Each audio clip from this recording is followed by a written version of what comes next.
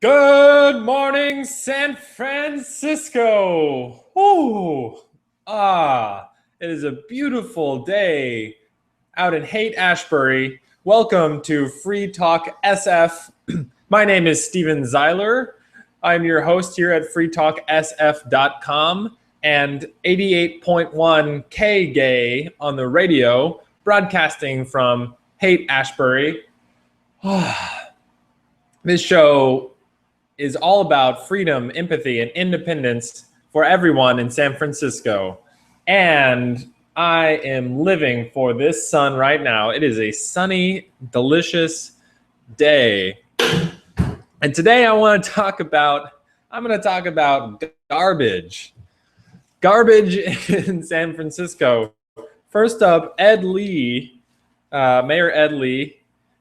Now that's it. That's Mayor Ed Lee, garbage. No. So the Examiner had several articles that highlight the ridiculousness of San Francisco and their communist ways, and particularly relating to garbage, because apparently we're dealing with a bunch of socialized problems with garbage.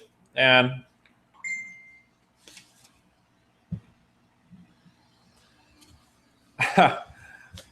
so first article is to the victor go the city's spoils. Apparently there is a monopoly granted by the corporate city government to take out our trash. Apparently people in San Francisco, the government doesn't think that they're capable of deciding who to take out their trash. So they have decided to make a government monopoly. I wonder how this came about and who was really behind this government monopoly.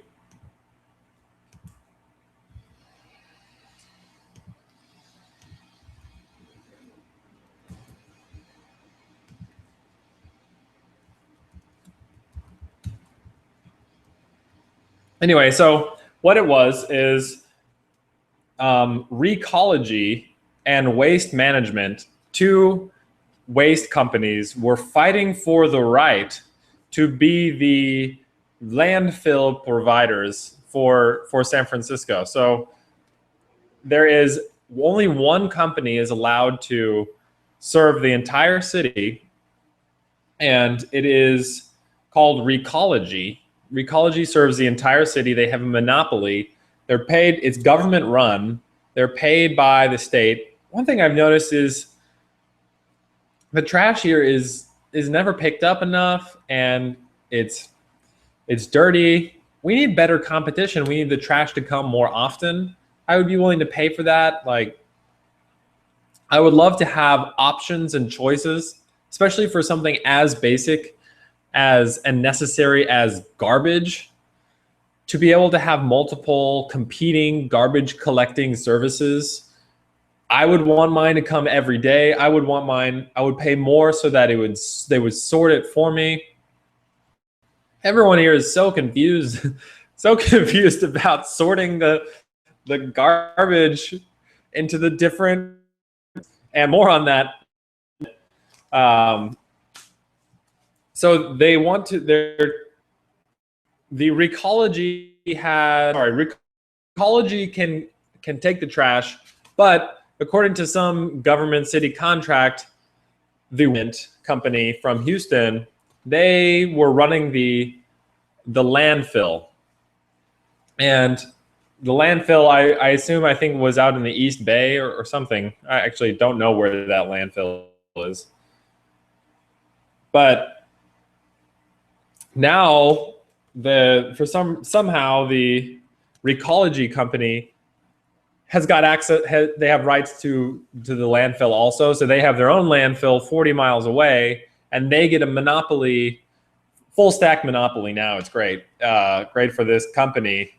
It's like we're socializing the costs of running this company, but privatizing the profits, of course, as all good state socialism is. And so now we have a monopoly trash system that's not very good. I'm trying to, so first, before I move on, remember that this show is covered by a BIPCOT no-gov license. That means free to use except any government agent. So if you are in the government and you have the ability to fix this problem potentially because of the city and the monopoly, actually, according to the license, you can't listen to this show. So even though you could fix the problem, you can't listen. So turn it off. I'm trying to figure out how to get my friends on this show. There's got to be a way. There's some share button somewhere. Let's see, not screen share.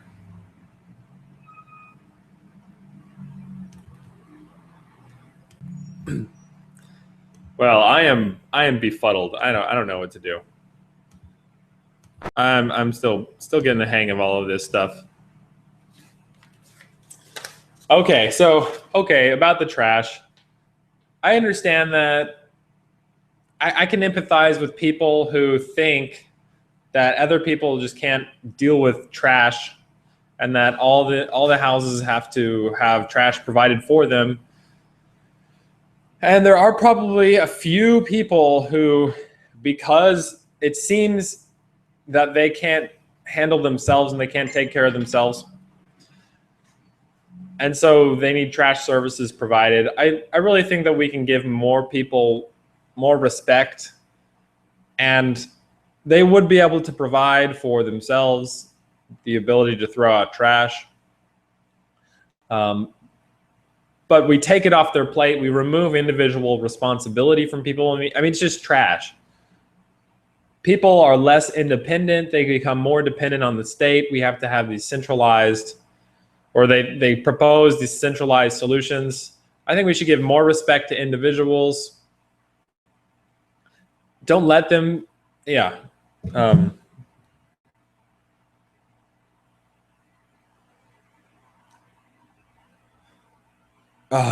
have no idea. I don't know how to do this. Link at the top. Oh.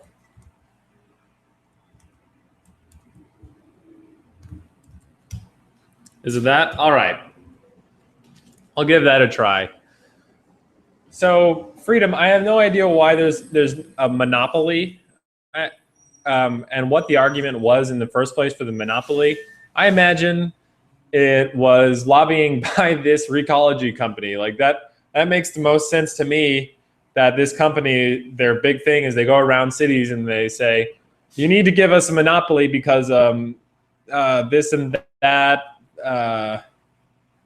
better pricing for the city. You don't want to use too many resources by having competition. Competition is a sin.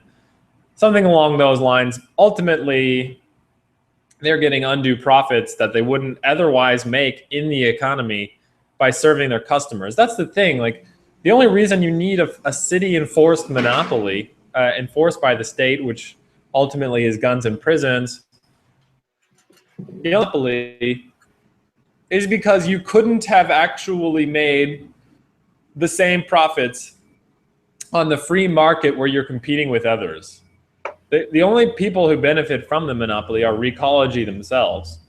So it seems pretty obvious to me that that's what's going on. I mean, the average person here is not going to have as much lobbying power and incentive as Recology's lobbyists and lawyers.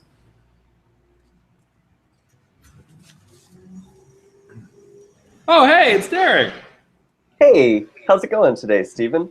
Good Loving morning. the show. I wanted to add a little bit to the topic of garbage removal. Oh, we have more about. There's more to garbage, but yeah, what were you thinking about garbage?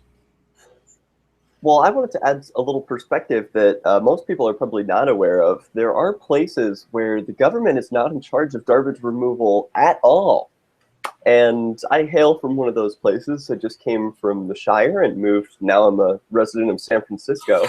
Very happy to be here, but where I am from in the Shire, other people know it as New Hampshire, the government doesn't do garbage removal. It's just not one of their expected duties. And instead, people take personal responsibility in the absence of the state. So I was living in a house where two different sides of the house had completely different garbage removal systems. You can contract with services like you would with your cable bill. People have a trash bill, and there's A, B, C, all the way down to Z, all different kinds of services that are offered. Some require you to separate your recycling and your compost and your garbage and landfill stuff. Others, not at all. Some let you just put it all together. And I favored that method. I just threw all my trash together. They came once a week, but you could have them come more frequently than that. Whoa, Derek! Hey, I lost you for like a minute. Oh, that's cool. Some crazy stuff happened with my computer. I heard the NSA was listening, and they decided to drone bomb us when we said that we don't need them for garbage removal. I mean, in fact, it's a much better idea when people are left to their own devices and personal responsibility. Well, I completely agree that a great way to make people independent is giving them personal responsibility. The problem here is you're saying the government, this isn't government run trash, but it isn't. It's just a private monopoly on trash. Here in San Francisco? Yeah. Well, I wanted to offer an alternative. Where I come from, there are lots of different trash removal services that can go to all different kinds of landfills. And get this, you can even buy a piece of property and put trash there. And the incentive for companies to do that is there's, of course, profits in removing people's trash. And when you own the property where you're putting the trash, they don't want it to look like a landfill. So they compress it. They do what they can to recycle the products that can be recycled. And I lived in a house where two different sides, it was a duplex, and both sides of the house actually had different trash removal services. And so we had different days of the week that the trash went out. It was different people living there. And they even had trash removal that you had to separate into recycling, compost, and landfill, and one that you don't. So it's totally up to the consumer. You get to decide what days of the week you have your trash picked up, and it's a lot more like a cable bill, which people are familiar with having a different cable provider than their next door neighbor. But with trash, it seems to be like government's been doing it for so long that people can't imagine another way. So I just want to tell people that this currently exists and works well in New Hampshire, and it could work here too. Thank you, Derek. Yes, it can work here. It will work here. And I appreciate that input. Also, if people don't know, in the Shire, everyone lives in underground mud houses. That's true. Okay. Thank you, Derek, for coming on the show. My pleasure. I'll enjoy the rest. I don't know how to mute you. Okay, there you go. Adios. You can hang out. All right, so more on trash. Law enforcement mars composting data. So you've seen them. You've been confused. There are so many trash bins. You never know what to put where, and no one knows. Like there's the landfill, the recycle, and the compost. They have pictures of stuff on there, but it's never exactly the thing you want. And like I'm at the lab at Ripple, and we have all these trash cans, and everyone always just hesitates and kind of does this game where they wave. They have like a bottle. They just kind of wave it around over the trash cans, like, which one of these am I supposed to put in it? And then they finally put it in one of them. It's like, no one knows what's going on. And I was totally puzzled by this. Why is this a thing? Until I realized that this was made a law 6 years ago in San Francisco that every place, every residence, every building has to have green compost buckets, compost bins, and blue recycling bins. And the police or the law enforcement, they claim that 99% of all buildings use the compost effectively, and which has got to be a totally ridiculous claim. Like, no one uses compost. There's like all these just empty compost bins everywhere. No one knows what to do. But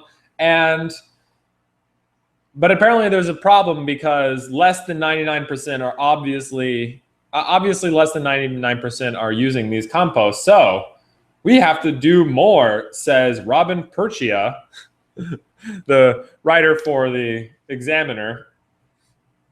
We need to provide more incentives because San Francisco, as we all know, has a zero waste goal by 2020. By 2020, we're all going to be composting everything. Who are these people? No one composts. It would be nice if maybe they just would take the stuff that's compostable out of the trash and put it somewhere where it can compost, or put it in a landfill because it's compostable. It is biomass. You don't have to separate out compost because it's compost. It goes right back into the land. It doesn't matter if you throw it in a landfill because it's biodegradable mass.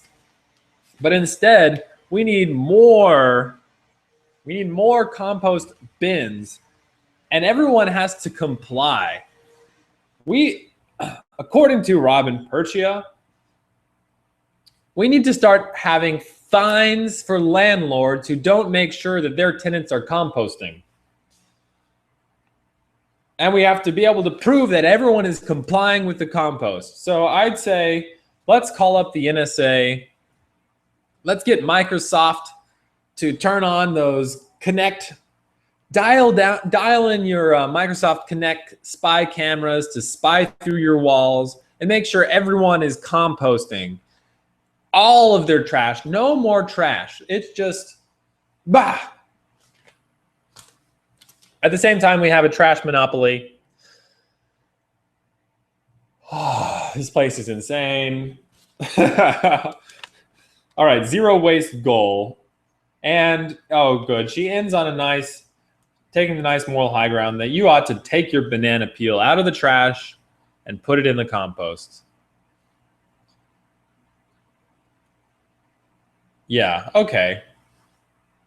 Great. So we're all sufficiently confused about that, but it gets much better. It gets much better with the state monopoly stuff. Oh, news on the the big bike law. The bike law that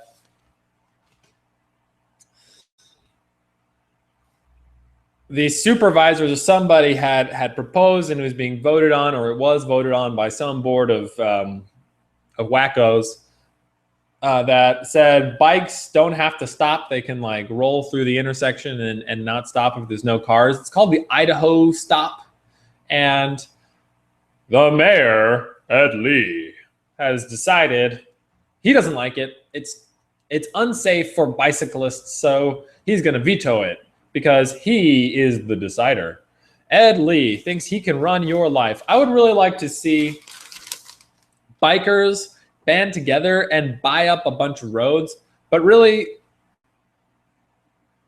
just do what they want anyway. I mean, all these traffic lights and everything are so uncivilized. It's like, rather than making the choices that you think are going to be the most important and effective in your life, that will waste least time and be the safest, we're just going to go ahead and delegate it to a system of unpredictable lights and police enforcement that involves guns on every hip of every police officer, law enforcer, and of course, a nice prison at the end. So I would definitely like to see these bike laws just removed. The roads don't need to be enforced by enforcers with firearms. There's a lot wrong with how Ed Lee thinks he can tell everyone what to do just based on his personal opinions. All right, no one for mayor next time. Can we write that? Can we have no one for mayor? All right. So, of course, police investigating hit and run bicyclist. I doubt it. Yeah, there's no way they're investigating that. And finally, the mayor, he's so good to us. He is proposing new affordable housing. And they're going to have affordable housing that is 20% of new housing in new buildings needs to be affordable. But if you build extra, then they'll allow you to build 2 extra floors. So a lot of all kinds of perverse incentives like, oh, we're trying to get you to build low-income housing next to high-income housing. And some of these proposals involve having the bottom part be housing that's 40% below market or 40% of the market price. Then the next level is 60% of the market price. And then the next level is 80% of the market price. And then at the top, it's the market price. Well, it's not a market price if you're setting the price of all the other units. There's no market price for units in this city. That's why everything is so whacked. There really isn't a market at all. You have all kinds of fixed costs, fixed rent. You have these spectrums that were just proposed by bureaucrats, not set by any prices.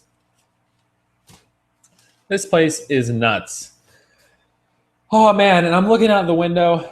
I mean, it's fun. It's fun. People seem to be engaged or something, but there's all this direct democracy where there's things that people vote on and then they just happen. That they can seemingly do anything. So I would love to see, I'm not really doing my empathy thing here today. I do empathize with people who need lower income housing. I really wish that people would be able to go and homestead new land and build new communities. Not everyone needs to live in the same place. Not everyone needs to live in the city. There is an immense amount of land that is currently either not being, it's owned by the state, owned by the feds, which in a sense is owned by a band of robbers. All of that land can be totally capitalized. All the people here can have a lot of the people here can have a much better life with much more wealth if they got onto the land. There's all kinds of land that is owned by people who've acquired their wealth through state contracts. All of that could be used and appropriated by normal people. So I wish there were much less restrictions on that. But honestly, I would like to see this city be as nice as possible with the best people possible. And it's difficult.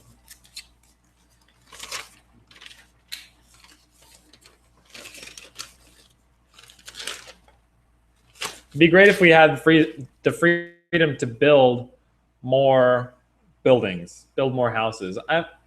I don't understand why people want to limit the number of houses. I don't understand it for aesthetic reasons, at least. I think maybe it's because they don't like people. I don't know. I don't know what it is. Probably people just confused, thinking they need more restrictions. Well, I had fun this morning. Thanks for going over the news in San Francisco with me. I hope that we can establish more independence for people, give them more choices on which houses to build, which prices to offer in the market, more choices for trash pickup. I would love that. And that will make everyone in our city freer, more independent, more prosperous. As always, of course, dance like no one's watching. And encrypt like everyone's watching. I'm still working on this. Key management is difficult, but thank you for tuning in to Free Talk SF. freetalksf.com. I'm Steven Zeiler. Catch us on 88.1 K-Gay Monday morning at 7:30. If you like the show, please share on your social media. That's the best way to support me and the show and help me bring more freedom, empathy, and independence for San Francisco.